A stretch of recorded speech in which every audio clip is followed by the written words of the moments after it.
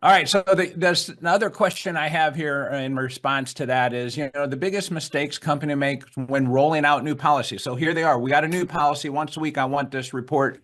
And I don't really remember if he said, I'm going to want this every week from you, or he was asking for it in a one-time report. But companies often change direction. They change policy. They make adjustments. And when that happens, that's the opportunity right there to stop, check, and we've just been talking about this in our roundtables this last week, actually, is change management. If you haven't been trained in change management, understanding how people go through the process of change, when you introduce new policies and new practices in the workplace, to just expect that they're going to come into the workplace and accept that policy and change and move on is very naive today. It doesn't happen. Change management is an art of execution. And you want to know when I see people engage in it more often than not? When, Phil? When? I'm dying to know.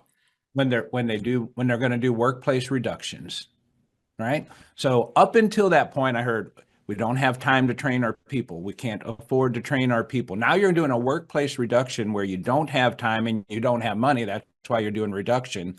And then they go, oh, we need some change management training. Right. It's like, it's a day late, dollar short, as they used to say. Yep.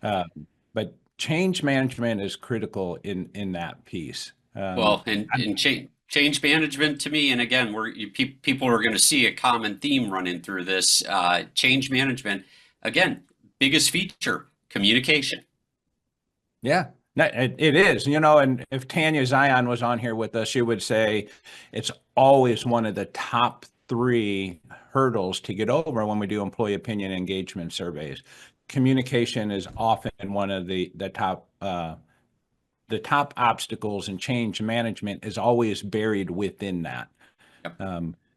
Think about it. You take a supervisor right off the floor. They've done a great job. You promote them, and then you ask that person to go lead people. Now that's change, right? From Yes. bud to boss, we call it. It happens all the time. Thanks for being an on-demand viewer of This Week at Work. Don't forget you can be part of the show by watching live at 7:30 a.m. Central every Thursday morning, when you can get your burning questions answered by using the question mark icon to the right of the player. In fact, you can ask a question now. Head over to aimea.org. Under Member Resources, you'll find This Week at Work. Click Listen Live to register for our next episode and submit a question. Or follow or subscribe wherever you get your news and entertainment. We'll see you next week when we discuss what's happening this week at work.